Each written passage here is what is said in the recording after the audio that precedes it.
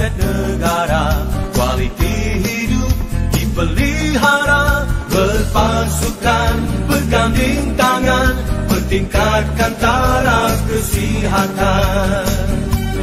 Secara profesional khidmat diberi, kecemerlangan matlamat kami. Dimanapun jua di setiap waktu, kami sedia membantu. Kami penyayang pada semua, bagi kami tiada beza. Bertanggung jawab amalan kita, kesihatan dan maruah dijaga. Bangsa yang sihat aset negara, kualiti hidup dipelihara, berpasukan, berganding tangan, bertingkatkan taraf kesihatan. Secara profesional khidmat diberi, kecemerlangan matlamat kami. Dimanapun jua di setiap waktu, kami sedia membantu. Kami penyayang pada semua, bagi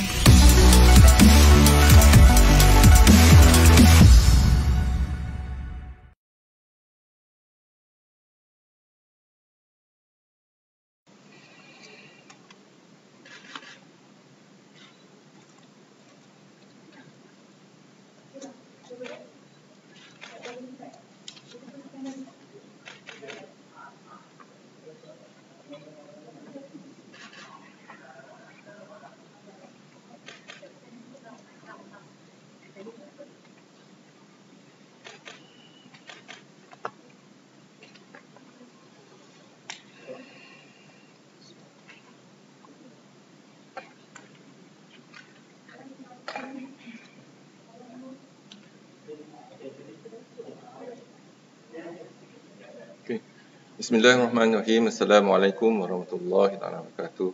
Salam sejahtera dan selamat petang pada semua rakan-rakan media, dan berdiri bersama saya adalah Datuk Dr. Rohaizat dan Dr. Hisham Shah. Dan kita mula dengan Kementerian Kesihatan ingin memaklumkan bahawa terdapat 68 kes yang telah pulih dan dibenarkan discharge daripada hari ini. Ini menjadikan jumlah kumulatif kes yang telah pulih sepenuhnya dari jangkitan COVID-19 dan telah discharge daripada ward adalah sebanyak 388 kes. Sehingga 29 Mac 2020 jam 12.30 hari, terdapat 150 kes baru yang telah dilaporkan. Ini menjadikan jumlah kes positif COVID-19 di Malaysia adalah sebanyak 2,470 kes. Sehingga kini seramai 73 kes positif COVID-19 sedang dirawat di unit rawatan rapi iaitu ICU. Daripada jumlah tersebut, 52 kes memerlukan bantuan pernafasan. Daripada maklumat terkini yang dilaporkan ke CPRC Kebangsaan, duka cita dimaklumkan bahawa sehingga kini terdapat pertambahan 7 kes kematian berkaitan dengan COVID-19. Sehubungan dengan itu, jumlah kumulatif kes kematian COVID-19 di Malaysia adalah sebanyak 34 kes. Kes kematian ke-28 iaitu kes 2,321 merupakan perempuan warga negara Malaysia berumur 91 tahun. Beliau mempunyai latar belakang penyakit kencing manis, darah tinggi dan penyakit buah pinggang. Beliau dirawat di Pusat Perubatan Universiti Malaya pada 26 Mac 2020 dan beliau disahkan meninggal dunia pada 28 Mac 2020 jam 8.48 pagi. Kes kematian ke-29 iaitu kes 2,123 merupakan perempuan warga negara Malaysia berumur 64 tahun. Beliau mempunyai latar belakang penyakit kencing manis dan darah tinggi. Beliau dirawat di Hospital Tuanku Jaafar Negeri Sembilan pada 25 Mac 2020. Beliau disahkan meninggal dunia pada 28 Mac 2020 pada jam 10.15 malam. Kes kematian ke-30 iaitu kes 2322 merupakan lelaki warga negara Malaysia berumur 76 tahun. Beliau mempunyai latar belakang penyakit kencing manis, darah tinggi dan penyakit buah pinggang. Beliau dirawat di PPUM dan beliau disahkan meninggal dunia pada 28 Mac 2020 jam 11.33 pagi malam. Kes kematian ke-31 iaitu kes 2323 merupakan lelaki warga negara Malaysia berumur 27 tahun. Beliau mempunyai latar belakang penyakit kencing manis, darah tinggi dan penyakit buah pinggang. Beliau dirawat di PPUM pada 27 Mac 2020. Beliau disahkan meninggal dunia pada 28 Mac 2020 jam 7.44 malam. Kes kematian ke-32 iaitu kes 1239 merupakan lelaki warga negara Malaysia berumur 50 tahun. Beliau mempunyai latar belakang penyakit darah tinggi. Beliau merupakan peserta perhimpunan di Masjid Seri Petaling. Beliau dirawat di Hospital Encik Besar Hajar Kalsum, Johor pada 22 Mac 2020. Beliau disahkan meninggal dunia pada 28 Mac 2020 jam 7.44 malam. Kes kematian ke-33 iaitu kes 1249 merupakan lelaki warga negara Malaysia berumur 37 tahun. Beliau mempunyai sejarah perjalanan ke negara India. Beliau dirawat di Hospital Permai, Johor pada 21 Mac 2020. Beliau disahkan meninggal dunia pada 28 Mac 2020, 11.25 malam. Kes kematian ke-34 iaitu kes 787 merupakan lelaki warga negara Malaysia berumur 77 tahun. Beliau mempunyai latar belakang penyakit darah tinggi.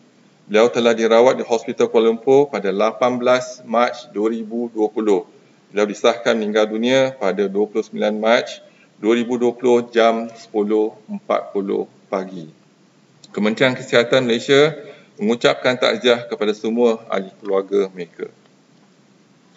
Pada peringkat awal, Institut Pendidikan Perubatan IMR merupakan satu-satunya makmal yang terlibat secara langsung dalam menjalankan ujian pengesanan COVID-19 di Malaysia. Kapasiti makmal tersebut kini telah diperluaskan dan diperkukuhkan melibatkan 25 buah makmal di seluruh negara. Jaringan makmal tersebut terdiri dari 18 buah makmal Kementerian Kesihatan Malaysia iaitu IMR, Makmal Kesihatan Awam Kebangsaan Sungai Buloh, 12 buah makmal di peringkat Hospital Kementerian Kesihatan Malaysia dan 4 makmal kesihatan awam di peringkat negeri iaitu di Johor, di Kelantan, Perak dan Sabah.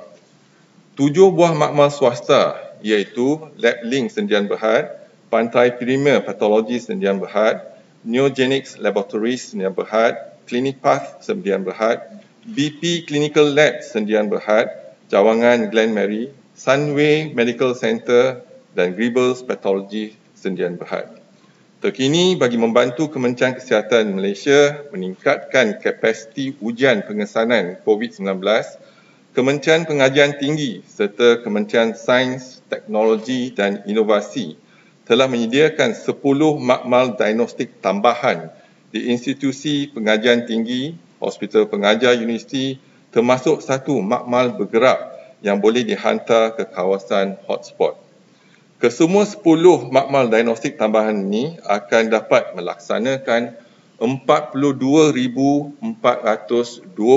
ujian pengesanan sebulan, iaitu 1,414 sehari. Kementerian Kesihatan ingin memaklumkan bahawa pihak Kementerian Kesihatan mengalu-alukan perkhidmatan sukarelawan kesihatan dan perubatan dalam menangani penularan kejadian COVID-19 di Malaysia. Sehingga hari ini, seramai 157 sukarelawan telah menyertai dan ditugaskan sebagai sukarelawan yang ditempatkan secara berperingkat untuk membantu pasokan bantuan kesihatan dan perubatan COVID-19. Sejumlah 1,008 orang lagi bakal menyertai pasukan perubatan di hospital, iaitu mereka terdiri dari pelbagai profesion perubatan. Mengambil kira situasi semasa, Kementerian Kesihatan menyeru lebih ramai lagi sukarelawan dapat tampil menyertai pasukan bantuan kesihatan dan perubatan COVID-19 dengan mengisi borang pendaftaran anggota sukarelawan bantuan kesihatan dan perubatan COVID-19 di laman sesawang Facebook Kementerian Kesihatan Malaysia. Daripada 34 kes kematian berkaitan dengan COVID-19 yang direkodkan setakat ini, didapati 55.6% adalah berumur 60 tahun dan ke atas. Manakala 67.6% mengidap penyakit kronik, misalnya kencing manis, darah tinggi, penyakit buah pinggang dan penyakit jantung. Mereka lebih berisiko mendapat jangkitan COVID-19 yang lebih serius, iaitu mengalami gejala dan komplikasi yang lebih teruk. Oleh itu adalah penting bagi mereka dan ahli keluarga mereka mengambil langkah-langkah berjaga-jaga bagi mengelakkan dijangkiti COVID-19. Pastikan bekalan ubat pesakit adalah mencukupi dan tidak terputus. Perkhidmatan kesihatan masih lagi diteruskan di semua fasilitis Kementerian Kesihatan Malaysia, khususnya bagi temu janji, rawatan susulan dan mendapatkan bekalan ubat-ubatan. Sekali lagi dinasihatkan kepada semua, bantulah Kementerian Kesihatan Malaysia untuk memutuskan rantaian jangkitan COVID-19 dan dengan duduk di rumah. Sekian, terima kasih. Kalau ada apa-apa soalan. Bagaimana tahap keberkaitan kloroquin dengan air infeksi kloroquin dan ubat penyakit kloroquin? Sejak gelombang pertama lagi, kita telah menggunakan ubat kloroquin yang digunakan untuk penyakit malaria. Dan ubat tersebut dapat digunakan untuk penyakit COVID-19 kerana dia ada anti-inflammatory, iaitu anti radang. Jadi kalau kita lihat penyakit COVID ini menyebabkan saluran pernafasan bawahan terlibat. Bila saluran pernafasan, jadi virus melekat di saluran pernafasan bawah akan menyebabkan inflamasi dan juga replikasi virus tersebut. Dan ini menyebabkan radang di saluran pernafasan bawahan dan menyebabkan pernafasan itu terlibat. Dan banyak lagi radang di kawasan tersebut, dan ubat ini membantu untuk mengurangkan inflamasi di saluran pernafasan bawahan. Masa yang ubat untuk HIV? Ya, yang tu kita dah lama gunakan sejak gelombang pertama lagi. Kita gunakan lopinavir dengan kitonavir bersama dengan hydrochloroquine. How many of the 150 new cases are related to the Catholic cluster, and how many are related to the new clusters, and how many new clusters is there? Related today, I think it's 61 cases, if I'm not mistaken, but 61 cases related to the Tabligh group. But the numbers now we see that the Tabligh group or the Jemaah from the Sri Petaling has really gone into the 5th generation, no more the 1st generation. So 1st generation, 2nd generation, within a period of 1 month, the expansion already we are seeing the result of the 5th generation. Any new clusters in the the new clusters will be indirectly related to whether the the 4th generation or the 5th generation. So we can see that the spread is all over, mainly because the Tabligh group or this Jemaah goes to the mosque, and then the mosque goers get infected as well. Kalau kita lihat untuk yang status terkini untuk Jemaah Masjid Sri Petaling, jadi saringan ialah yang telah disaring ialah 17,965 dan sampel yang telah diambil ialah 12,842 sampel telah diambil, dan yang positif setakat ini ialah 1,254 yang positif. Yang negatif ialah 7,084 negatif, dan pending masih menunggu keputusan ialah 4,504 dan ini bermakna kita ada 5,123 masih perlu menjalani ujian pensampelan. Doktor, balik pada soalan yang ubat medical, adakah ia memang menyumbang kepada kadar pulih pesakit? Kita cuba ubatnya. Jadi ubat ni kita ada kajian Pertubuhan Kesihatan Sedunia. Kita akan lihat dia dinamakan Solidarity Trial, iaitu melibatkan banyak negara dan Malaysia ada salah satu daripada negara yang telah dimaklumkan untuk menjalani penyidikan ini. Dan penyidikan ini melihat pada ubat-ubat contohnya yang saya katakan tadi, lopinavir, ketonavir, yang chloroquine dan sebagainya lah, dengan obat yang terbaru yang kita katakan semalam. Jadi ini hanya penyidikan, tapi yang kita telah menggunakan di luar label, off-label usage untuk anti-HIV, contohnya ubat kolesterol yang kita akan lopinavir dan ketonavir. Pada gelombang pertama lagi kita gunakan ubat tersebut. Di gelombang pertama kita gunakan 3 jenis ubat ni nampak berkesan, tetapi kita kena menjalankan penyidikan. Jadi data kita akan kutipkan data dan kita melihat. Tetapi kadar kematian dia semakin meningkat ialah kerana kerana pesakit-pesakit kita yang berusia. Yang kedua, kerana ada penyakit komorbid, contohnya kencing manis, darah tinggi, buah pinggang dan sebagainya. Dan ketiga, mereka datang dari peringkat yang lewat, iaitu melibatkan pernafasan pernafasan dan juga jangkitan kuman kata.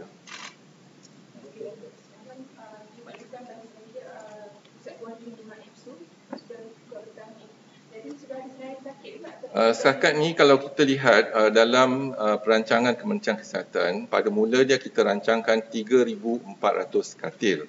Jadi kita dah gunakan institut latihan Kementerian Kesihatan, jadi kita ada tambahan 19,200 katil kalau kita gunakan semua institut latihan Kementerian Kesihatan. Dan kalau kita lihat di peringkat negeri Selangor, kita gunakan Hospital Sungai Buloh. Jadi kes-kes yang tak ada gejala tetapi positif ataupun yang bergejala tetapi juga gejala ringan, kita akan pindahkan ke institut latihan kita dulu. Dan hospital akan dikhaskan untuk kes-kes yang moderate ataupun kritikal. Dan kalau kes meningkat, mungkin kita akan guna institut latihan Kementerian Kesihatan dan juga hospital sementara tu yang Maif sudah ada 600 katil di situ. Kita mungkin akan guna untuk PUI dulu dan secara berperingkat kita mungkin akan gunakan, katalah pertambahan bilangan pesakit yang dijangkiti meningkat dengan mendadak. Contohnya sekarang kita dapat 150 kes sehari. Kalau kita mendapat 1,000 kes sehari, jadi kita mungkin akan gunakan hospital sementara ni untuk kes-kes yang tak ada gejala tetapi positif ataupun ada gejala tetapi dan positif tapi gejala ringan yang tak ada melibatkan saluran pernafasan dan sebagainya. Yang institut latihan kesihatan itu di seluruh negara? Seluruh negara. So itu adalah persiapan yang seperti MAIP ataupun akan ada persiapan lain seperti MAIP? Ya, setakat ni kita gunakan MAIP sebagai satu persiapan. Contohnya kenapa kita guna di MAIP di Sedang, kerana kita melihat kepadatan penduduk khususnya di Kuala Lumpur. Jadi mungkin kepadatan penduduk ni meningkat. Jadi kalau bilangan penyakit ni atau jangkitan meningkat, kita akan gunakan hospital ataupun hospital sementara lah di MAIP. Test kit yang kita dapat ini bukan test kit yang rapid test kit. Jadi yang berbeza dengan kita kaji, iaitu yang test kit yang accuracy dia 30%. Yang saya dapat difahamkan oleh duta China yang test kit yang 30% accuracy itu tak ada kelulusan daripada FDA. Jadi test kit yang diberikan oleh negara China ada 100,000 tetapi digunakan di PCR. PCR kita dalam makmal. Jadi semua makmal yang kita telah kenal pasti akan menggunakan test kit tersebut. Dia bukan rapid test kit yang kita gunakan di ward, tapi dia adalah test kit untuk PCR. Belum, baru kita terima je. Jadi kita akan buat ujian dan akan kita gunakan di PCR. Dan juga di hospital kita hari itu ada kekangan dari segi mendapatkan reagent daripada luar negara. Tetapi Alhamdulillah kita dah terima reagent dan semua hospital kita akan gunakan reagent dan boleh melaksanakan ujian dengan kapasiti yang penuh. Dan juga kita teruskan outsourcing kita dengan makmal 7 makmal di pihak swasta. Selain daripada makmal itu akan ada lagi tak? Kita lihat kepada keperluan. Kalau contohnya sekarang kita ada 19,200 katil di seluruh negara menggunakan Institut Latihan Kementerian Kesihatan Malaysia. Tetapi kalau keadaannya contohnya kalau kita lihat setiap hari peningkatan kes sampai 1,000, jadi kita mungkin akan buka lagi hospital-hospital sementara menggunakan dewan-dewan ataupun stadium, indoor stadium dan sebagainya. Setakat ni Simpang Renggam, ya, kita ada kes pada hari ini. Jumlah kes yang positif di daerah Keluang ialah 97 kes. Dan kes di Bandar Baru Ibrahim Majid 81 kes. Di mana melibatkan 4 kluster Seri Petaling, 4 kluster. Dan 77 orang yang lain termasuk generasi kedua dan ketiga. Iaitu mungkin mereka bukan kluster Seri Petaling tapi dijangkiti. Mereka pergi masjid dan sebagainya dijangkiti. Generasi kedua dan juga generasi ketiga, 77 orang. Dan kes luar daripada Bandar Baru Ibrahim Majid ada 16 kes. 1 kluster Seri Petaling dan juga 15 yang lain-lain.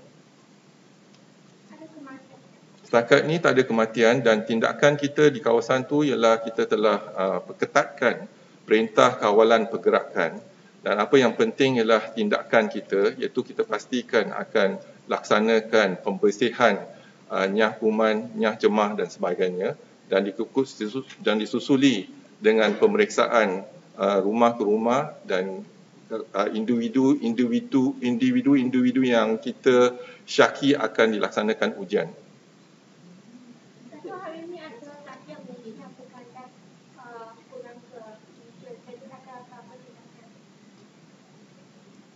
Rakyat Malaysia yang terkandas di Malaysia, kita dalam perbincangan kita sama ada kita nak bantu dari segi jumlah rakyat tersebut, warga negara Malaysia tersebut dan juga perancangan akan dibincangkan bersama dalam jawatankuasa MKN.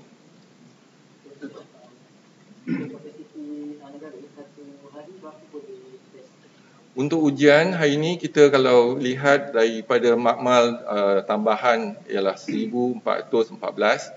Tapi dengan kapasiti Kementerian Kesihatan adalah 7,500 lebih kurang. Tetapi minggu depan kita akan meningkat kepada 16,500 lah. Itulah perancangan kita, 16,500. Research dengan WHO yang dikaji itu hanya spesifik hanya di Hospital Sungai Buloh sahaja? Tak ada. Hospital mungkin Sungai Buloh akan jadi hospital yang berpusat ke situ. Tetapi kita akan guna rangkaian hospital-hospital yang lain, contohnya yang melibatkan perawatan pesakit COVID-19, termasuk juga di hospital-hospital universiti. Okey, untuk yang uji kaji injection tu hanya pada sebatang pesakit atau semua pesakit yang akan diberi? Kita akan lihat dari segi, mungkin ada pesakit yang kita dah mulakan rawatan gunakan ubat tersebut.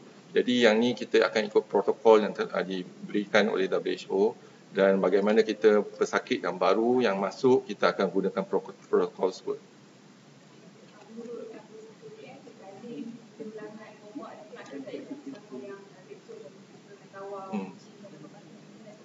Kita sekarang ni kalau kita lihat dalam taburan bilangan jangkitan yang paling tinggi adalah di Selangor. Jadi pada tu kita lihat kawasan mana, zon mana yang tertinggi sekali.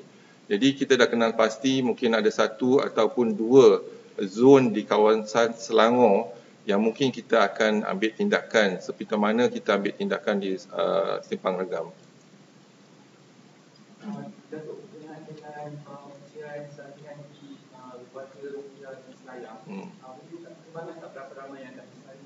Dan ini termasuk dalam kumpulan sebab warga Rohingya pun ada yang hadir pada jemaah di Masjid Jami' Seri Petaling. Jadi kita termasuk dalam sensus kita dulu yang status terkini ujian kluster jemaah di Seri Petaling.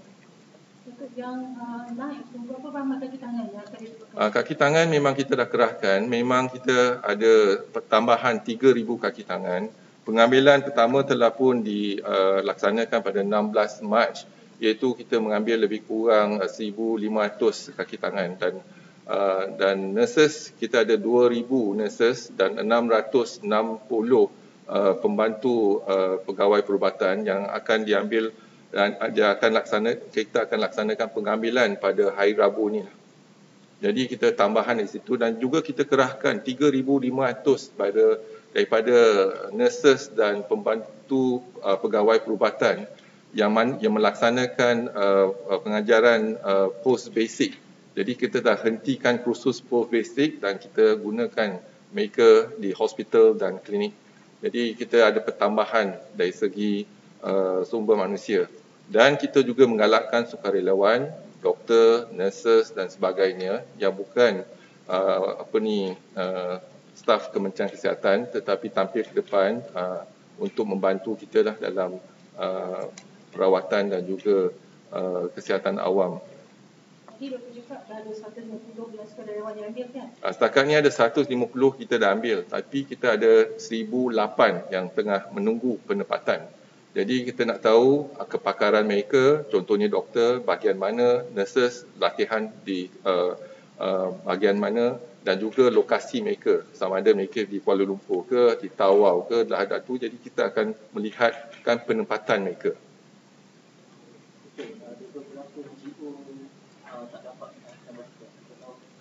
NGO setakat ni yang membantu Kementerian Kesihatan melibatkan Imaret, Mercy, UNHCR yang bantu kita lah dalam contohnya untuk memberi perkhidmatan ataupun bantuan kepada pelarian dan juga pelarian Rohingya dan juga yang parti. Jadi parti mungkin takut datang ke Kementerian Kesihatan ataupun klinik dan hospital, tetapi sekurang-kurang dia ada klinik, kata klinik contohnya, dia mereka ke sana dan boleh dia jalankan saringan dan rawatan. Dato', kami disarankan PKD Sino Perak mereka dengan menggunakan penumpang bas yang dari